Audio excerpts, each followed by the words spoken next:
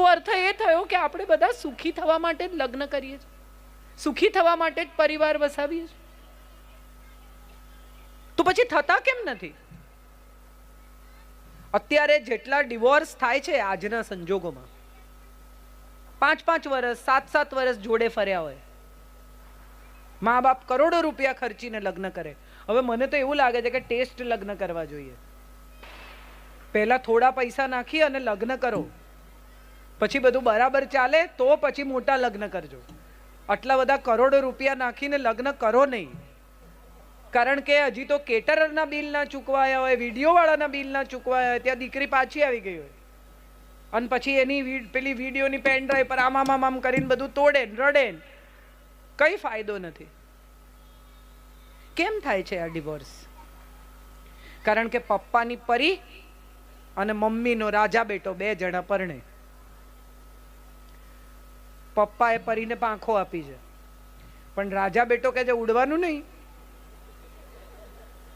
પાંખો મૂકી દો કબાટમાં. હવે આ કબાટમાં મૂકેલી પાંખો પેલી રોજ ખોલે છે અને જુએ છે કે આ લોકો ઉડવા દેતા નથી, નહીં ચાલે. એક દિવસ એને પાંખો પહેરીને ઉડી અને જુઓ મજા. મજાની વાત એ છે કે કાં તો એને કોઈને ઘેર મોકલો નહીં, અને જો કોઈને ઘેર મોકલવી છે તો એને એ પ્રમાણે તૈયાર કરો. એને જો લગ્ન કરવાના જ છે, કોઈને ઘેર પુત્રવધુ બનીને જવાનું જ છે, સેટલ થવાનું જ છે, તો એના સુખનો વિચાર કરો. એ ત્યાં સેટલ થઈ જાય એવા પ્રયત્ન કરો. તમારી દીકરીને એવું કોઈ દિવસ નહીં કહેતા કે બેટા માર ખાઈને રહેજે, બેટા એ જ તારું ઘર છે, ત્યાંથી તારી અર્થી જ નીકળવી જોઈએ. આ બધી અક્કલ વગરની વાત છે. પણ તમારે એટલું તો ચોક્કસ શીખવવું પડશે કે માતા પિતાને ઘરે જે સ્વતંત્રતા હતી એ સાસરામાં નહીં મળે. કારણ કે તું ત્યાં દીકરી નથી, ત્યાં તું પુત્ર વધુ છે. પુત્રથી વધુ જવાબદારી લે છે એ પુત્ર વધુ છે. જે કુળને વધારે છે એ કુળ વધુ છે. આખું ગૃહ જેનું ઋણી છે એ ગૃહિણી છે. અને આખા ઘરની લક્ષ્મી જે સંભાળે છે, સાચવે છે અને વધારે છે એ ગૃહલક્ષ્મી છે. આ આપણી ભાષાના શબ્દો છે. મારી વાઈફ છે. શું વાઈફ છે? મારી જીવન સંગીની છે, મારી પત્ની છે, મારી અર્ધાંગીની છે. કેવા સુંદર શબ્દો આપણી પાસે સંસ્કૃતમાં છે. કેટલાક લોકો ફોનમાં સેવ કરે વાઈફ, અને પછી વાગે દુશ્મન તું મેરી મેં દુશ્મન તેરા, તું નાગિન મેં સપેરા. કોલર ટ્યુન એવી રાખી હોય પાછી, ભયાનક કોલર ટ્યુન. તમે સાંભળો કાં તો પોલીસ સાયરન હોય તો વાઈફનો ફોન છે. અને ઘણી વાર તો મને ખબર પડે, મારી બાજુમાં બેઠા હોય એને સાયરન વાગે ને ફોનમાં, તો હું કહું વાઈફનો ફોન છે. કેવું હસી શકાય છે અત્યારે. આ જ વાત પર કેટલું ઝઘડ્યા છીએ, કેટલા દુઃખી થયા છીએ, કેટલા રડ્યા છીએ. જે સંબંધ હસીને સંભાળી શકાય એ સંબંધમાં રડવું શું કામ, દુઃખી શું કામ થવું, એકબીજાને બ્લેમ શું કામ કરો.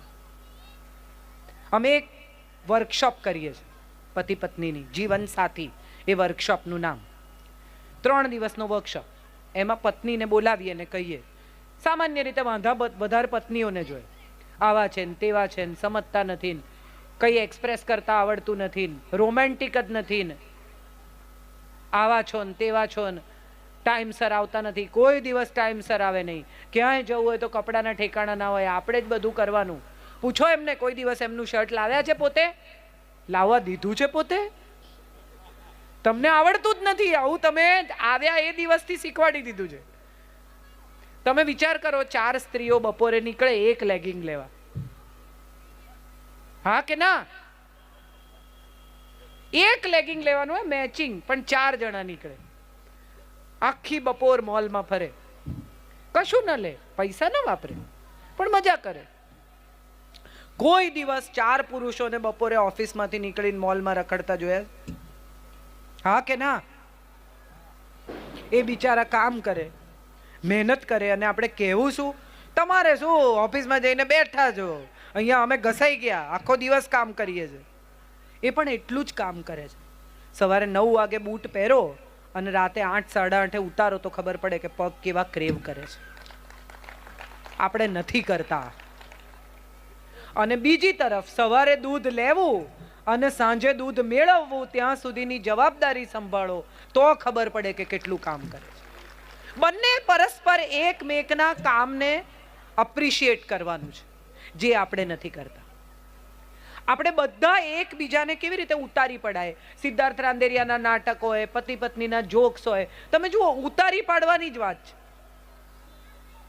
જોક્સમાં પણ એવું કે પાવાગઢને પેન્ટ પહેરાવ્યું ને એવું લાગે, અરે દોસ્ત, તમારા બાળકને જન્મ આપતા જ વજન વધ્યું છે. પરણી ત્યારે તો 45 કિલોની સુંદર જ હતી, નમણી વેલ જેવી. પણ આપણે ભૂલી ગયા છીએ. એને જીમ જવાનો સમય નથી મળતો, કારણ કે બધાના સમય જુદા છે. એને સોંપી દો, છોડી દો એને પોતાની જાત પર, અને એનું ધ્યાન રાખવાનું કહો, 2 મહિનામાં વજન ઉતારીને બતાવશે, પણ એને સમય નથી રહેતો. અને એ સમય કેમ નથી રહેતો? તો કે બાકીના લોકોનું ધ્યાન રાખવામાં પોતાને મળતો સમય ખર્ચી નાખે છે. એ ગૃહિણી છે, કારણ કે આખું ગૃહ એનું ઋણી છે. કોણ કાંદા લસણ નહીં ખાય ને, કોણ ગરમ રોટલી ખાશે ને, કોણ આમ નહીં ખાય ને, મહેમાન આવ્યા એમને આમ નહીં ભાવે ને. અને આ બધું કર્યા પછી એ જમવા બેસે ને ત્યારે કોઈ વાર શાક ન વધ્યું હોય, અને કમ્પ્લેન પણ ન કરે કે મને આજે શાક નથી મળ્યું. પણ આપણે કોઈ દિવસ પત્નીને થેન્ક યુ કહેતા નથી. એ તો કરે જ ને, એની જવાબદારી છે. પરણીને આયા છે, છોકરા પેદા કરે તો કરે મોટા. ધનતેરસે સિક્કાની પૂજા કરીએ છે ને, એને બદલે જીવતી જાગતી અન્નપૂર્ણાને પણ એકવાર હાથ જોડી દેજો કે આખું વર્ષ તું ગરમ જમાડે છે માં, મારા સંતાનોની માં, તને હાથ જોડું છું કે તે મારા ઘરમાં આજ સુધી બધું સાચવી રાખ્યું છે. પણ આવું તો આપણને કરતા કેટલો ઈગો પ્રોબ્લેમ થઈ જાય. આવું કેવી રીતે કહેવાય? અને બીજી તરફ મારે સ્ત્રીઓને પણ એ વાત કહેવી છે કે તમે ઘરમાં રહી શકો છો, સિરિયલો જોઈ શકો છો, એકનો એક એપિસોડ 2 વાર જોઈ શકો છો, કારણ કે સવારે 9 વાગે ગયેલો માણસ સાંજે 8 વાગે આવીને તમારા ઉપર ઓફિસનું ટેન્શન નાખતો નથી. એના વાળ ખરી જાય છે, એને ડાયાબિટીસ થઈ જાય છે, એને કોલેસ્ટ્રોલ આવે છે, એને બ્લડ પ્રેશર થઈ જાય છે, કારણ કે તમારી સાથે શેર કરતો નથી કે એને કેટલું ટેન્શન છે. આજે જ સવારે તમારે ત્યાં 7 જણાના મૃત્યુના સમાચાર છે. એક માણસે આત્મહત્યા કરી લીધી. આગલે મહિને એણે પોતાના મિત્રને સમજાવ્યો છે કે આત્મહત્યા ન કરાય. એ માણસે આત્મહત્યા કરી લીધી. કેટલું પ્રેશર હશે એના ઉપર, એ વિચાર કરો. અને એણે કેવું વિચાર્યું હશે કે મારા પરિવારને તકલીફ ન પડે મારા ગયા પછી. કેવો પુરુષ કે મરતા મરતા એ પરિવારની ચિંતા કરી, જે રીતે કરી. હૃદય આજ સવારથી મારા મનમાંથી એ વિચાર જતો જ નથી. હું ચા પીતી હતી ને મેં છાપું ખોલ્યું, મારી ચાનો સ્વાદ બદલાઈ ગયો. મને એમ થયું કે અરે રે, કેવી તકલીફમાંથી એ માણસ પસાર થયો હશે કે એણે આખા પરિવારને ખતમ કરી નાખવાનો વિચાર કર્યો.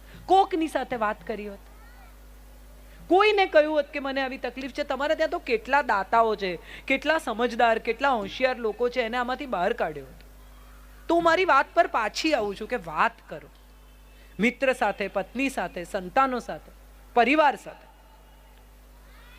તમારું ટેન્શન શેર કરો. તમને શું નથી ગમ્યું એ કહો. કેટલી બધી વાર એવું થાય કે આપણે બધું મનમાં જ ભરી રાખીએ. તે દિવસે મિત્રોની સામે મારી મજાક કરી, બધાની સામે મને ઉતારી પાડે છે, આમ કરે છે, ફલાણું કરે છે. રોજ સારું બનાવું તો કહેતા નથી, એક દિવસ મીઠું ઓછું હોય તો લોહી પી જાય છે. પણ એ જ દિવસે, એ જ મિનિટે જમી લીધા પછી કહો કે રોજ તો મીઠું બરાબર જ હોય છે, આજે થોડું વધારે હતું, એમાં આટલો બધો ગુસ્સો કરાય? વાત પૂરી થઈ જશે. 0-0. ક્યુમ્યુલેટ હિસાબ ન કરો, કેરી ફોરવર્ડ. આ પાનું આગળ, એનું પાનું આગળ, એનું પાનું આગળ, અને પછી એક દિવસ એવી પ્રેશર કુકરની સીટી વાગે ત્યારે એમ થાય કે અરે આવી વાતમાં લડે છે. પણ આ કેટલા દિવસથી ભેગું કરી રાખ્યું છે. પછી મેનોપોઝ આવે ત્યારે દરેક સ્ત્રીને એમ થાય કે હું કામની નથી, છોકરા મોટા થઈ ગયા, એમને મારી જરૂર નથી, ઘરમાં કોઈને મારી પડી નથી. એને બદલે આઈડિયલ પરિસ્થિતિ એ છે કે તમે પણ તમારા માટે એક એવું કામ શોધી રાખો જે તમને ગમતું હોય. ભરત, ગૂંથણ, વાંચન, કોઈકની મદદ કરવી, બ્લાઇન્ડ છોકરાઓને વાંચીને કેસેટો આપવી, કેટલું બધું કામ છે. સમાજ સેવા કરવી. આજે મને સૌજીભાઈ કહેતા હતા કે 500 દીકરીઓ અહીંયા રહે છે. કંઈ નહીં તો એ 500 દીકરીઓને બોર્ડિંગમાં 5 દીકરીઓને તમે મિત્ર બનાવો, એમની સાથે વાત કરો. તારી મમ્મી ન કહી શકે બેટા, એ તું મને કહી શકે. એ પણ બહુ મોટી સમાજ સેવા છે. ઘરમાં બેસી રહેવું અને એવું વિચાર્યા કરવું કે મારી કોઈને જરૂર નથી, એના કરતાં સમાજમાં બહુ બાળકો છે જેને તમારી જરૂર છે. જાઓ, નીકળો. હવે પતિ બિઝી છે, સંતાનો મોટા થઈ ગયા છે, તમારી પાસે સમય છે, તમારા સ્વાસ્થ્યની કાળજી કરો. કેટલી સ્ત્રીઓ કેલ્શિયમ લે છે 35 પછી? કેટલા ગૌરવથી ના પાડે, એકદમ ગૌરવથી કહે છે. ગૌરવ ન કરો. આ હું 57 વર્ષે કલાક સવા કલાકથી મારા પગ પર ઊભી છું, મને પગ દુખતા નથી. દિવાળીનું 1 અઠવાડિયાનું કામ કરીએ અને બધાને તાવ આવી જાય. આ તો દિવાળીનું કામ કર્યું ને એમાં મારી તબિયત બગડી ગઈ. દિવાળી આવે ત્યાં સુધી બધા માંદા હોય. હા કે ના? કેમ? કારણ કે વિટામિન આપણા ભોજનમાં નથી, તો વધારાના વિટામિન લો. તમારા સ્વાસ્થ્યનું ધ્યાન રાખો, કારણ કે તમે પરિવારની કરોડરજ્જુ છો. તમે ઢીલા પડી જશો તો આખો પરિવાર નીચે આવશે. પતિ માંદા હોય, તમે અનુભવ કર્યો જ હશે, અને સહેજ તાવ આવે તો 3 જણને બિઝી રાખે. હા કે ના? પાણી આપ, આમ કર, જો તો મને તાવ છે બેટા, જરા પગ દબાવો, ઓઢાડો, ટીવી ચાલુ કરો, બંધ કરો, માથું દુખે છે. 3 જણાને બિઝી રાખે, અને સ્ત્રી માંદી હોય ને તોય બિચારી ઉઠીને રસોઈ કરીને સૂઈ જાય. કરો, ચોક્કસ કરો, પણ સાથે સાથે ધ્યાન પણ રાખો, કારણ કે તમારું સ્વાસ્થ્ય એ આખા પરિવારનું સ્વાસ્થ્ય છે. ના, ન ચાલે, બિલકુલ ન ચાલે. વાળ ખરતા હોય તો ડોક્ટર પાસે પહોંચી જાઓ છો, પણ પગ દુખતા હોય તો નથી પહોંચતા. હા કે ના? કેમ? એક પિમ્પલ થાય તો તરત સ્કિન સ્પેશિયાલિસ્ટને કે અહીંયા જુઓ ને, આવો ડાઘો પડી ગયો છે. પણ કમર અઠવાડિયાથી દુખતી હોય તો દવા નહીં લેવાની, કેમ કે મટી જશે. કમર દુખે ને એ વધુ અગત્યનો મુદ્દો છે પિમ્પલ કરતા. અને આ તમારી દીકરી નાની હોય ને ત્યારથી એને શીખવાડો કે પિમ્પલ થશે તો ચાલશે, કમર દુખશે તો નહીં ચાલે. સ્વસ્થ થા, મજબૂત થા, મનથી, શરીરથી. તારા નિર્ણયો કર, એ નિર્ણયોને વળગી રહે, મક્કમ થા, જીવનમાં આગળ વધ. તારા ફાઇનાન્સ તું નક્કી કર. કરોડો રૂપિયા ખર્ચીને તમે દીકરીઓ પરણાવો છો. હા કે ના? કેટલો બધો વૈભવ, એમ થાય કે આમ રામ સીતાનો સેટ બનાવે ને આમ કરે ને પેલું કરે ને. કોઈ પિતા એવો છે કે જે 5-25 લાખ રૂપિયા દીકરીના નામે FD મૂકે? એને અંડરગાર્મેન્ટ ખરીદવા માટે જ્યારે પતિ પાસે પૈસા માંગવા પડે ને ત્યારે એને ખૂબ અપમાન લાગે છે. એના હાથમાં એની પોતાની માસિક આવક આવે ને એવી વ્યવસ્થા ચોક્કસ કરજો, જો એ ગૃહિણી હોય તો. આ બહુ જરૂરી છે. એનું સ્વમાન જળવાય એ પણ પરિવારમાં બહુ જ મહત્વનું છે, કારણ કે દર મહિને જ્યારે પૈસા માગે છે ત્યારે એને દર વખત એના સ્વમાન ઉપર એક નાનો ઘા થાય છે. આજની દીકરીઓ જુદી છે. ઘણા પતિઓ એમ કે મારી માને તો કોઈ દિવસ ખરાબ નથી લાગ્યું, મારી માં તો પપ્પા પાસેથી માંગતી હતી, એમાં શું? હા, માં માંગતી હતી કારણ કે માનો ઉછેર એવો હતો, માનો સમય અલગ હતો. આજે હવે રોજ એના મગજમાં ફેમિનિઝમના ઇન્જેક્શન મારવામાં આવે. સ્ત્રી સ્વાતંત્ર્ય ને સ્ત્રી સમાનતા ને સ્ત્રી ફલાણું ને આપણે નહીં સાંભળી લેવાનું. અને એમાં મમ્મીઓ ફોન કરે રોજ સવારે, તારે ઘેર શું બનાવ્યું? આપણે ઘરે તો ટીંડોળા ઊભા સમારે છે, એ લોકો કેમ ગોળ સમારે છે? અરે ભાઈ, બધા ચાવીને જ ખાઈ જવાના છે. લપ મૂકો ને, એના ઘરમાં માથાકૂટ કરવાની. એને પરણાવી છે તમે તો એને એના ઘરમાં સેટલ તો થવા દો. તમે તો બધા ખેતી સાથે જોડાયેલા, ખેતીની નજીક રહેલા લોકો છો. એક કુંડામાંથી છોડ બીજા કુંડામાં લઈ જઈએ તો સોય ઝટકીને આમ ખાલી કરીને મૂળ સાથે લઈ જઈએ? આજુબાજુની થોડી માટી કાઢીએ. કેમ? કારણ કે નવી માટીમાં સેટલ થાય ને ત્યાં સુધી એને પોતાની સાથે લાવેલી માટી મદદ કરે. આ તમારા ઘરમાંથી જે દીકરી ગઈ ને પોતાની સાથે તમારા સંસ્કારની, તમારા પ્રેમની, તમારા વિશ્વાસની માટી લઈ ગઈ છે. એ ખંખેરી ના કાઢશો, એ રહેવા દેજો, કારણ કે એના ઘરની માટીમાં એ સેટલ થાય ને ત્યાં સુધી આ જ માટી એનું જીવન છે. આપણે નથી કરતા. રોજ ફોન કરીને એના જીવનમાં રોજ એક ઉંબાડિયું ચાંપવાનું. એવું કીધું તારી સાસુએ? તે કેમ બાજુવાળા રોજ બપોરે બેસવા આવે છે? કંઈક તો ચઢાવતા જશે તારી સાસુને.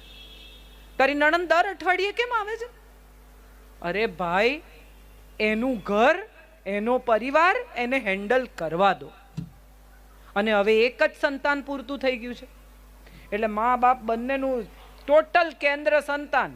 દીકરો હોય તોય હવે વહુ છે, એને ઝોમેટો મંગાવવું છે, 2 જણાને સ્વિગી ઝોમેટો ખાવું છે, ખાવા દો ને. ગરમ રોટલી નથી બનાવતી, બોલો. અમે તો આખી જિંદગી એને ગરમ રોટલી ખવડાવી, પણ એને નથી ખાવી. એને પૂછો તો ખરા. એને એની પત્ની જોડે ઝોમેટોના મંચુરિયન ખાવા છે, એને નથી ગરમ રોટલી ખાવી. તમે ખવડાવતા હતા ત્યારેય બિચારો તમારા પ્રેમથી ખાઈ જતો હતો, બાકી એને ત્યારેય નહોતી ખાવી. હવે પત્ની આવી છે તો એને જેમ કરવું છે એમ કરવું છે. હવે તમે તમારા છોકરાને ઉછેરી લીધો, એને સોંપી દીધો વહુને. હજી તમને એમ છે કે મારા છોકરાને હું મારી રીતે ઉછેરું. એ ઉછરી ગયો છે, હવે તમે નહીં ઉછેરી શકો. 25 વર્ષથી વધારે બાળકને મોટું કરી શકાતું નથી, પછી એ પુરુષ થવા માંડે છે. આપણે માટે ભલે બાળક હોય, પણ એ એની પત્નીનો પતિ છે એ પણ નહીં ભૂલતા. અહીંયા કેટલીક એવી પણ સ્ત્રીઓને હું જોઈ રહી છું જે સાસુ હશે અથવા વહુ થઈ ગઈ હશે. મારી ઉંમરની મોટા ભાગની સ્ત્રીઓની ફરિયાદ છે કે પહેલાં અમે અમારી સાસુને સાચવી અને હવે અમારી વહુને સાચવીએ છીએ. અમારી પેઢી તો વચ્ચે પીસાયા જ કરે. પણ મારે તમને બધાને એવું કહેવું છે કે સાચવું એમાં ખોટું શું છે? આપણા હાથ પગ ચાલે છે, આપણે સ્નેહથી સૌને સાચવી શકીએ છીએ, તો ઈશ્વરે આપણને આપેલી કૃપા છે. આ માં જગતજનની અંબા આટલાને સાચવે છે. એ એમ કહે છે કે હું શું કામ સાચું, આ બધા 8 હાથ બાળી દો. હું તો અદબ વાળીને ઊભી રહીશ, 8 હાથ ખુલ્લા નહીં રાખું. કરો તમારી મેળે. વિચારી જુઓ કે ઈશ્વર એક દિવસ રજા પર જાય તો શું થાય. એક જ દિવસ એમ નક્કી કરે કે આજે સવારથી કાલ સવાર સુધી હું કામ નહીં કરું.